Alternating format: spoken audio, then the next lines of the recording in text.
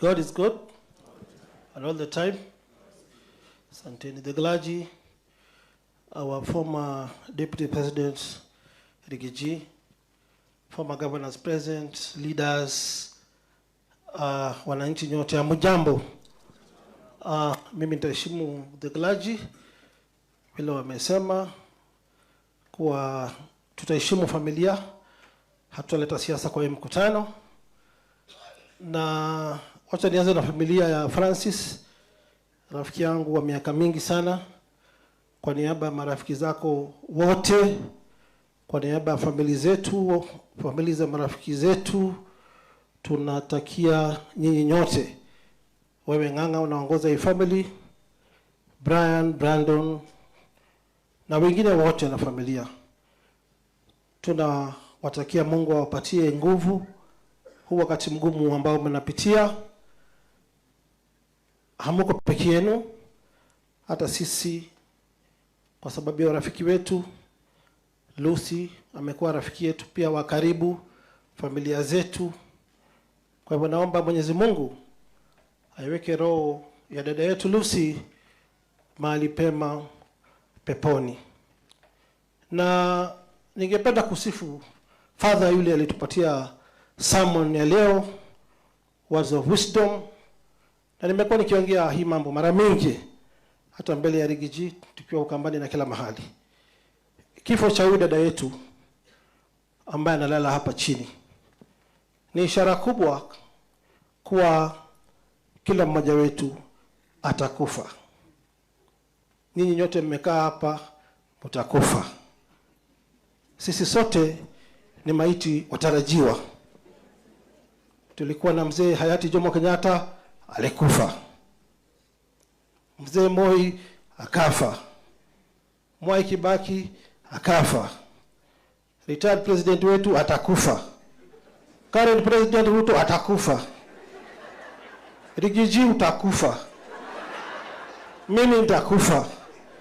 Waititu utakufa. Kabogo utakufa. Kila mtu hapa atakufa. Hiyo ndio sermon ambayo pastor alisema sote sisi ni wapita njia kwa hii dunia. Tutamfuata dada yetu na wale wametutangulia. Kwa hivyo tunapokaa kwa hii dunia, tufikirie kufanyana mambo mema, mambo mazuri. Na Father ulisema tusiongee mambo mingi kuhusu Francis, but nitaongea kwa niaba ya marafiki wale wako hapa. Francis mimi nilijuana na yeye kutoka mwaka wa 1999. Na kwa ufupi tu kidogo, nakumbuka sisi tulianza biashara na yeye mwaka wa 2001. Akiwa na showroom ndogo pale Murang'a Road. Nilikuwa nimeenda hapo Murang'a Road, opposite kulikuwa na yard inaitwa Gachagua Motors. Tuko na rafiki mmoja yetu hapa anaitwa Njau. Alikuwa manager wa pale. So wakati Mungu alinibariki nilienda pale kununua magari kadhaa. Siku inayofuata nilikuwa natafuta magari kubwa kubwa, Mercedes, Land Cruiser za hiyo wakati. So nikaenda kwa rafiki yangu Francis Ng'ang'a, nikataka kununua Mercedes na Land Cruiser. Nilikuwa nimevaa short na slippers. Nikamwambia Ng'ang'a nataka hizi magari. Ng'ang'a akaniambia wewe uko na kinyasa, enda leta baba yako. Ama yule amekutuma, hatutaki ubroka hapa. Tukavurugana kidogo nikaenda Buruburu. Jioni Njao akakuja akauliza Ng'ang'a, yule jamaa naona mmevurugana alikuwa anataka nini? Ananiambia huyo ako na slippers, kwa nini huyo anataka kununua magari zangu? Nikamwambia enda leta baba yake. Njao akamwambia hapana, huyo ndio Sonko wa Buruburu. Ng'ang'a akasema Sonko wa Buruburu. So Ng'ang'a akakuja usiku nyumbani kwangu akaniambia pole, chukua hizi magari, wewe utakuja kulipa kesho. So kesho nikafuata Ng'ang'a, tukakuwa marafiki, akaniuzia magari, urafiki wetu kaanzia hapo. After miaka mingi nakumbuka wakati mmoja former late president Daniel Arap Moi akapata accident pale junction ya Machakos. Akaroll na Range Rover. So ile Range Rover baada ilipotengenezwa Ng'ang'a akapewa iuze. Akanitia, niko na gari ya Moi hapa, unaitaka? Nikamwambia yes. Nilikuwa na chapa mbaya sana. Nikaenda Ng'ang'a akaniuzia Range Rover ya Moi, nikanunua. Akanipeleka kwa huyu rais wetu wa sasa, ndio logbook ilikuwa na jina lake, kwa sababu yeye alikuwa anafanya biashara zote za Rais Moi. Tukamlipa, nikachukua gari ambayo niko nayo mpaka leo through Ng'ang'a. Kwa hivyo rafiki wetu umekuwa miaka mingi. Huyu marehemu Lucy na bibi yangu na watoto wangu walikuwa marafiki wa karibu, na hawa kina Brian. Kila holiday mama alikuwa na biashara yake pale North Coast, mkawa inaitwa Salama Beach. Walikuwa kila holiday wanakulia pale. Ng'ang'a naye alikuwa South Coast, amenunua pale Shelly Beach. So we were very close, very tight na hii familia. Kwa hivyo hata sisi tumewachwa na Lucy, na ile area Lucy mahali wamenunua nyumba na Ng'ang'a Shelly Beach, Likoni constituency, amekaa na majirani wake vizuri sana. Watu msherekea utadhani yeye ni politician. Na nakumbuka wakati nilifurushwa hapa Nairobi na former president na siasa mbaya, maisha mbaya, niliambiwa wewe enda Mombasa, Nairobi hatukutaki. So nikajaribu siasa yangu Mombasa, nikaona inaingiana. Huyu Lucy huyu mnamwona amelala hapa, Mwenyezi Mungu wake roho yake malipema peponi, alinimobilizia wananchi wa Likoni, majirani zake, crowd kubwa sana, akawa anajaribu kuniombea kura. Lakini sababu ya siasa mbaya, maisha mbaya, kuregeshana chini, nilipokuwa cleared na 3 bench Mombasa nisimame kama governor, then kesho yake mbio Supreme Court wakasema hapana, tunataka kusikiza kesi yako. Kesi ya mawakili zaidi ya 14 kushinda ile Rigiji. Wakasema itasikizwa na siku moja, judgment iandikwe na siku moja. By the time tunaitwa kotini, hata submission zetu hatuja file. Rigiji alikuwa amefile zake, mimi sikuwa nimefile. Kaambia lazima tusikize. Kesho yake nikaambiwa Sonko nyumbani, haufai kufai. Mheshimiwa former deputy president, nimeona kiti ilikuwa imewekwa hapo, uonekane uko peke yako. Hauko peke yako, tuko pamoja. Umekuja kuendeleza na dada yetu. Wenye kuogopa, wacha waogope. Sisi hatutakukataa. Ulikuwa deputy president of the Republic of Kenya, vile ulikuwa former governor, vile tulikuwa former governor, tutaendelea kukupenda sababu ulifanyia nchi kazi. Lakini kwa sababu ya siasa mbaya, ulitolewa vile sisi tulitolewa. We feel you, former deputy president. Liwe liwalo, mwenye kuja kutaka kunilekelea makosa, awekelee. Sisi mheshimiwa deputy president, we are fan of cases. Tumekaa jela sana tukahitimu. Na wacha nikufundishe sheria kidogo. Kwa sababu unaambiwa hata ukishakuwa impeached hautavai. Hiyo ni uongo. Waititu utakuwa kwa ballot. Katiba ya Kenya article 103 sub article 3. Utaniruhusu further. Kwa ufupi nipatie mheshimiwa Rigiji moral. 103 inasema any public officer ama state officer ukishakuwa convicted of any offense or any decision kama ile yako ya National Assembly na Senate, hiyo ni sub article 2, kwa uwezi shikilia ofisi.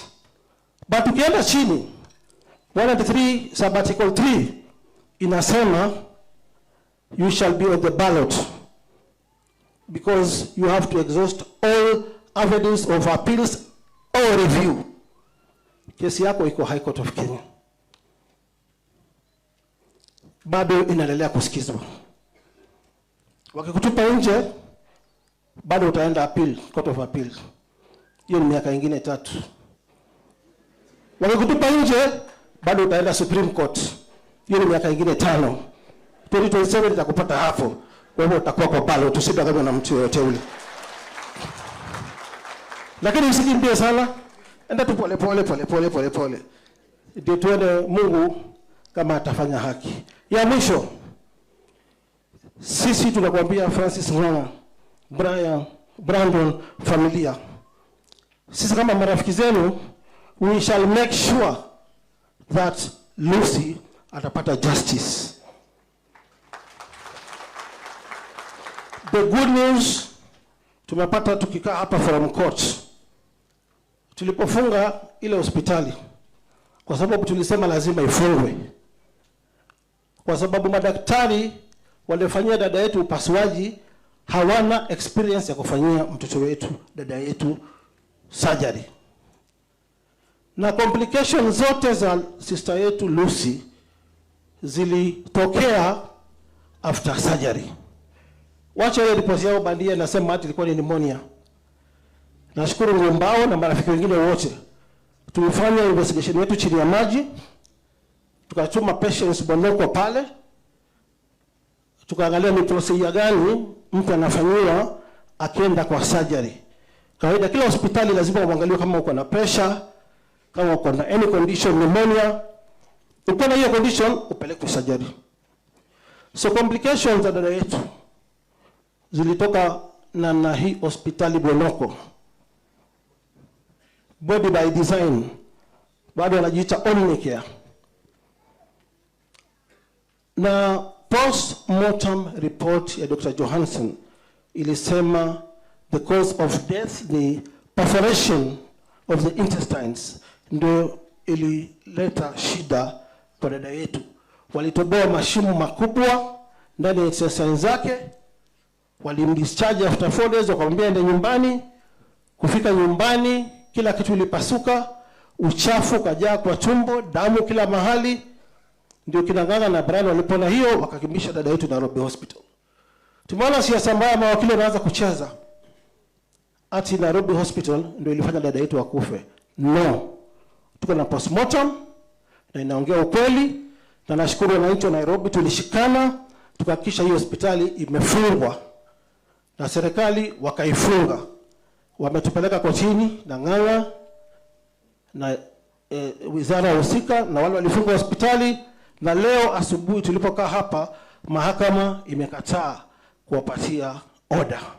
Kwa hivyo hospitali itaendelea kufungwa. Na isitoshe tulikuwa kwa DCI jana, because hii ni criminal offense, criminal negligence.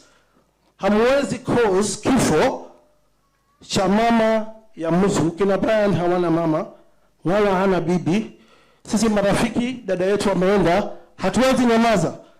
Jana ilikuwa tuwabebe wenye hospitali, madaktari waende kamiti.